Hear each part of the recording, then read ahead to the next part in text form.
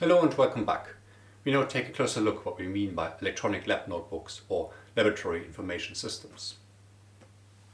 So what are lab notebooks?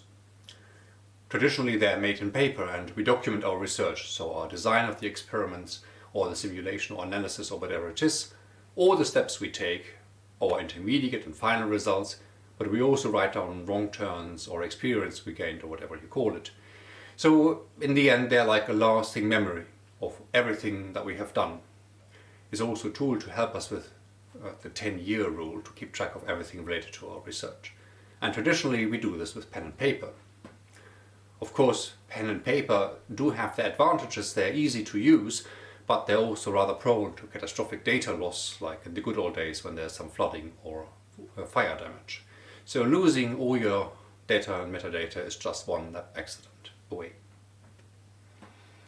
So the paper notebooks also have other disadvantages. They tend to move with the researchers. So as you move across institutions, of course you take your records with you.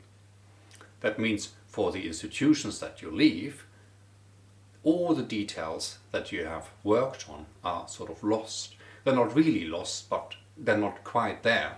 So people move on, but the institutions remain responsible for keeping relevant data. Remember this 10-year rules as best practices. So if you, for example, tend to stay 3, 4, 5 years in institutions, so you may move institutions twice or even 3 times within that 10-year period, so it becomes very difficult to retain all the knowledge about the data that you acquired 10 years ago.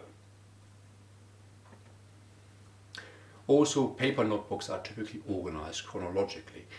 This is the simple fact how you turn pages. That makes it also difficult to find information. You can't search a paper notebook, but you also have to sort of remember what time frame it was that you're looking for and which lab notebook it was and where it is.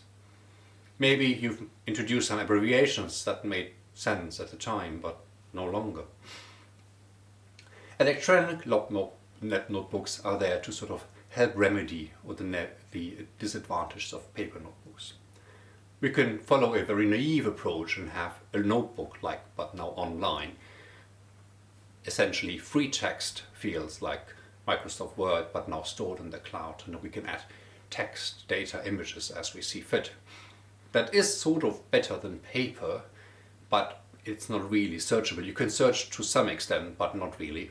It's also not very consistent because everyone has their favorite way of organizing information, shall we say, and that makes it difficult to extract information and share data later on.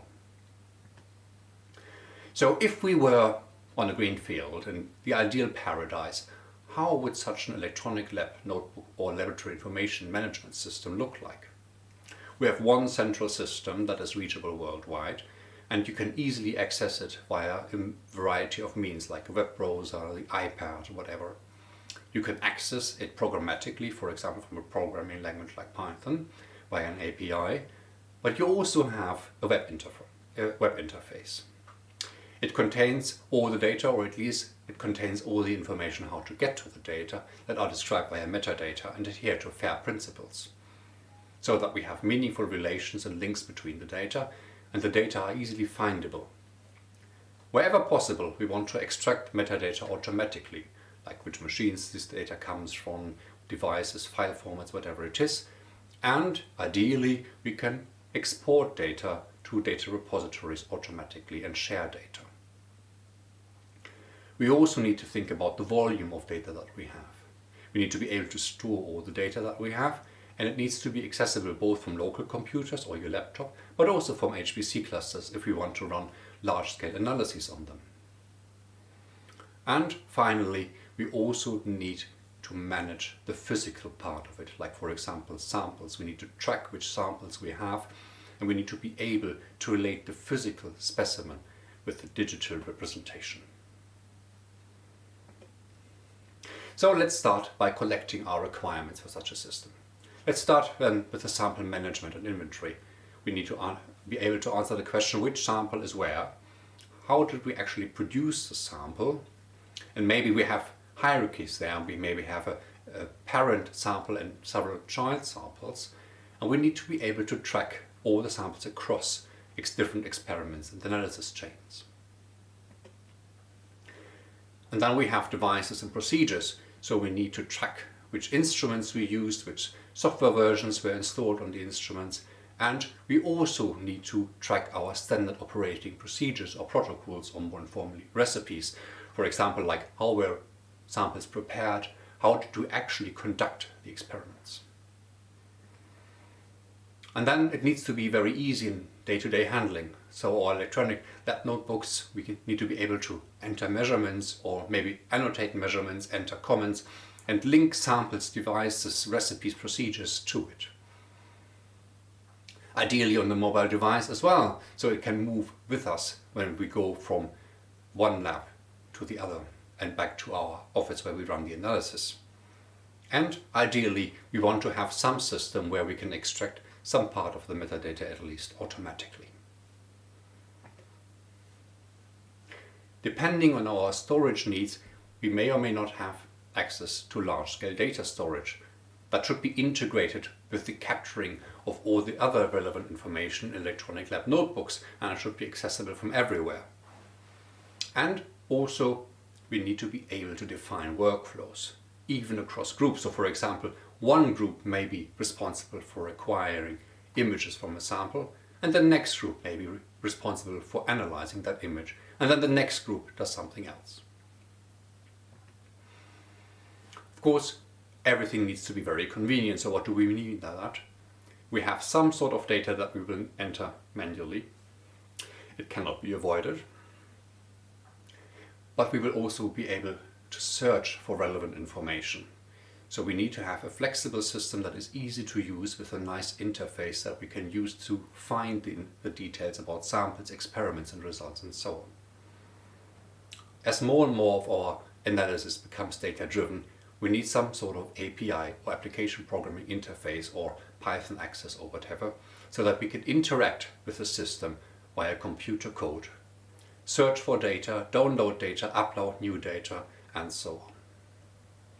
And finally, we need to bear in mind that we have very heterogeneous data types, like for example output of simulation. Various instruments have proprietary file formats. We may use machine learning, artificial intelligence, or mathematical analysis, experimental data, you name it. There's a near endless list of different files, formats and file requirements. Before we settle on a system, we need to choose a data model. There are a few choices that we can make. Essentially, we can choose to have no data model at all. That is our electronic lab notebooks with free text comments and data entries, essentially like an online document, but there are no requirements. We can have a NoSQL backend like MongoDB, CouchDB and others, or we can have a relational database. So what do we choose? The free text version is not a good choice.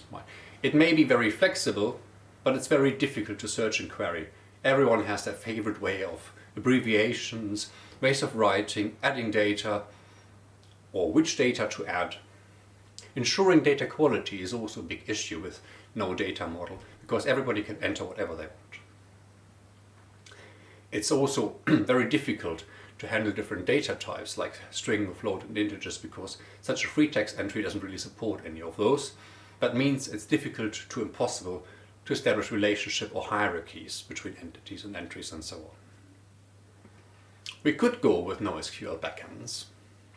These are typically based on JSON documents and they need to make fit for the application, but what should the document be about? We need to make a choice up front. Should, for example, the document be centered on experiments? That may be flexible to describe single experiment, but then we have to sort of include all the information about our instruments, the sample tracking and so on. It's very difficult to build relationship and hierarchies because NoSQL databases weren't designed for that. We also need to think about asset versus base. What are our requirements? Essentially, NoSQL databases work as a backend if and only if you build a strong front end yourself. So if you build a nice web front end where you capture all the data, you make sure you have data quality issues and so on, then you can use these databases as a storage solution. However, that means that you need to write a front end now. So that leaves us with relational databases as the last choice. Just coming back to it, what is a relational data model? Here we have a set of tables that describe entities one per table. These tables have columns or variables with a defined set of data types. So we have a defined set of tables in a database schema that, for example, describe the samples in one table, the instruments in another, experiments yet another, procedures or recipes in another one, and the fixed data types for each variables helps us to ensure data quality. It's also easy to create relationships between these entities because we can use the construct of a schema with primary and foreign keys. And last but not least, the database system as such is very mature and has mathematical guarantees to ensure all the constraints that we impose on the database. So ELNs and LIMS combine everything into one system. They link everything together: the entry, the search, the automatic extraction, the presentation of samples, instruments, and so on. And then we build all of this and link everything and build relationships. This allows us to query which results did we obtain from specific samples, or which samples were in use at a given time, which methods did we use, or what kind of different outcomes did we have for different protocols. But we do need to think about big data storage.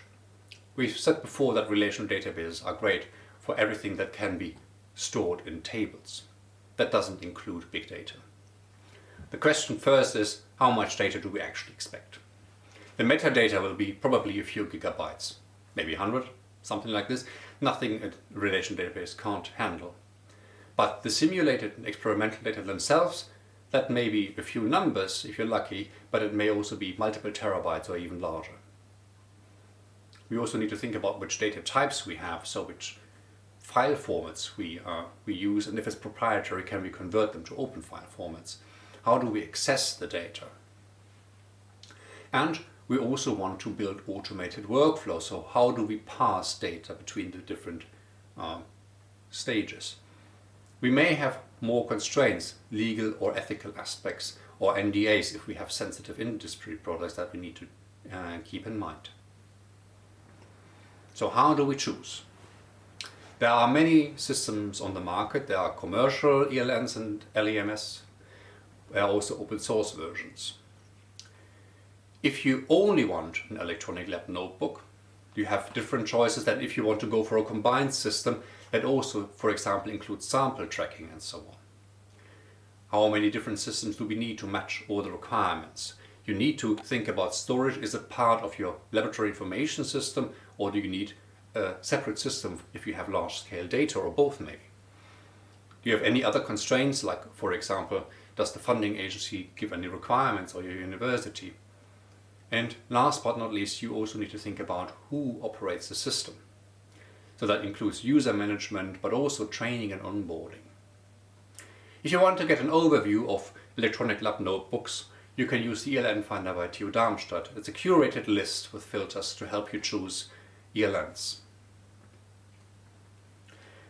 So lab notebooks are essential for good scientific practice. Traditionally, we used pen and paper, but electronic lab notebooks and lab information systems make information persistent, searchable, accessible, and prevent information loss and so on. There are many ELNs and laboratory information systems available, both commercial ones and open source ones. So if you want to choose one, you need to analyze your requirements, but also your constraints. That limits which choices you can make and which are already made for you by external. You need to choose an underlying data model, and this is a fundamental choice that you need to make at the beginning, and it's also a choice that cannot be done later, or it cannot be redone at any later stage easily. So you need to choose wisely. You need to also think about how much data you expect and where do you want to store that. And you need to consider day-to-day operations, like who actually does that, who has the competence within your group to operate such a system.